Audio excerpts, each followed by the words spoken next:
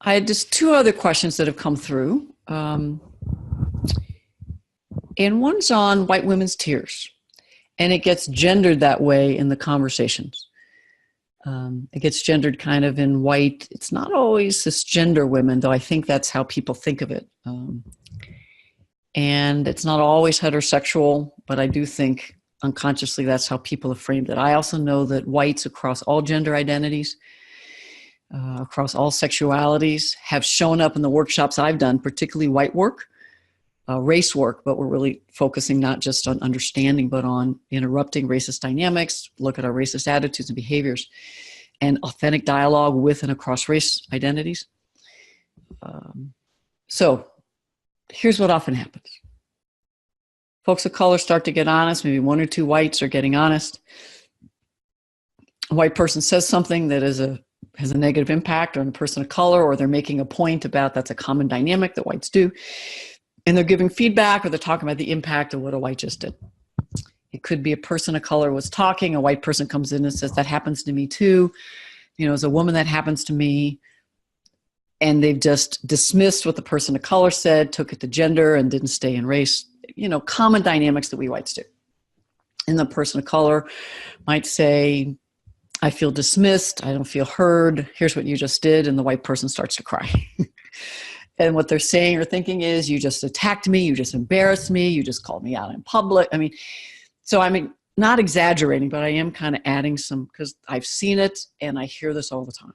Very common dynamic. And what happens, which I think is the part that particularly is troublesome, is whites in the room, some folks of color, if they're still colluding, trying to take care of whites, because that's the only way that we let them, we don't punish them. So if they don't do it, we'll punish them.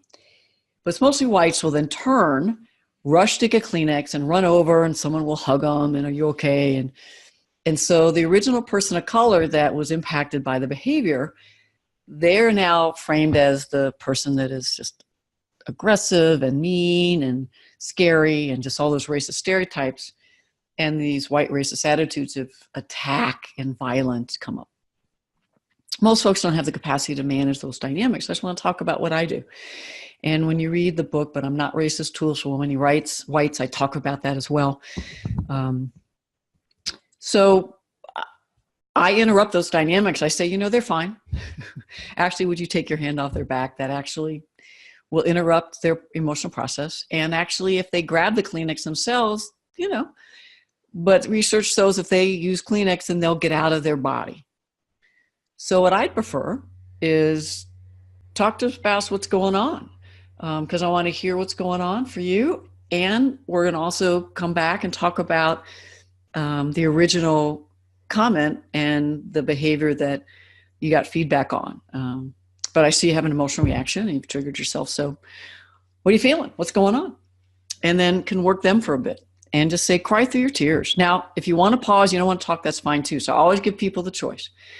I said, but in most groups, when people cry, they shut down or leave. And I want to show another way to stay engaged, especially when we talk about race, that people can be in full emotion in this room and we will be with you. And if you want to talk while you're in full emotion, we'll be with you. Whether it's tears or anger or fear or embarrassment or passion, this is emotional work. So when I'm doing white work particularly, or we have a race lens, we're doing racism and I'm co-facilitating, there's usually a container that generally by then the whites will continue talking. Or they'll say, not now. I say, great. And if they say, not now, I say, anytime you want to come back and let us know. And then I'll go back to the original person of color and say, so how are you doing? Because you said something very powerful. There was an impact on you, was an impact on me as a white person when someone said, hey, that happens to me too. It has nothing to do with race. So I can share about that, but I also wanted to, if you want to go first, talk about how you're doing.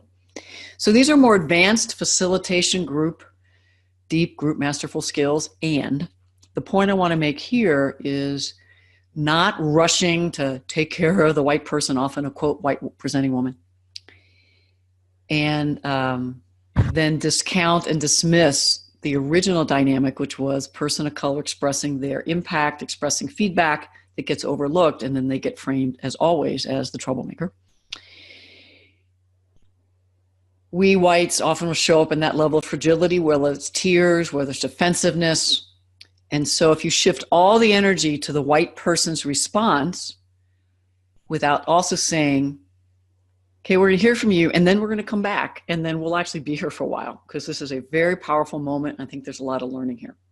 And so letting people know, cross race, we're not moving on. I'm not just going to talk to the white person to move, but we're going to hold this whole dynamic. Yeah. Now, what I'd also do is in your norms set up, because as you're negotiating the container we're creating together, if you either have a sense or you know that there could be emotion, and if you're doing breadth of differences, foundation, there may or may not. If you're doing a workshop on racism, anticipate there will be more intense triggered anger emotions, whether it's anger, embarrassment, guilt, shame, fear, sadness, grief, hopelessness. So as you're negotiating and everybody's talking about what will help them learn best and have deep, authentic dialogue, say, so it's not unusual in these workshops that folks will show up with some medium to strong emotions.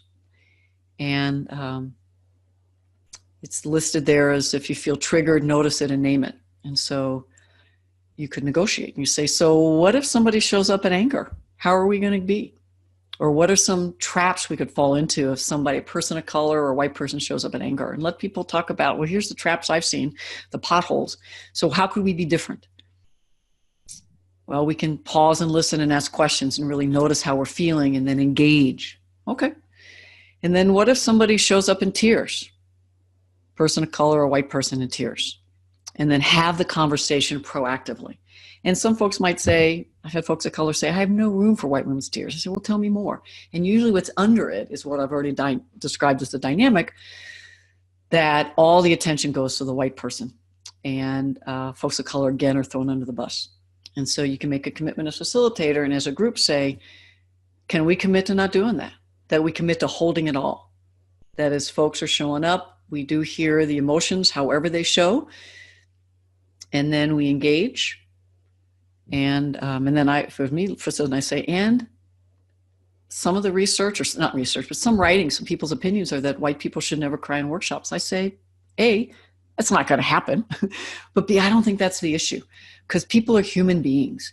And so I think what we need to learn to do is be with each other in full emotion. When folks are color in emotion, when multiracial, indigenous folks, when whites are, be with each other and learn how to be in those powerful, authentic, vulnerable moments and choose bravery to stay engaged. And when it's folks in privileged identity, to not fall into that pothole of discomfort, fragility, and have to rush to take care of particularly white women, because that plays into the whole the misogyny and sexism too.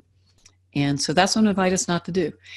And when I notice we're doing it, I will quickly, clearly interrupt it and move in to facilitate maybe a little stronger than you've seen me, because that's a dynamic that perpetuates racist dynamics and harm, and it actually interrupts our ability to have authentic, real connection and dialogue and learning. So come with emotions, come with feelings, but I will work with you to find new ways to engage each other, because that's why we're here today. What we've been doing has gotten us this far, and let's get some tools and skills and ways of being with each other, and particularly understanding internalized dominance, internalized racism, how it plays out, that we each can play a part to shift so we get greater racial justice in this organization. That's what we're doing here.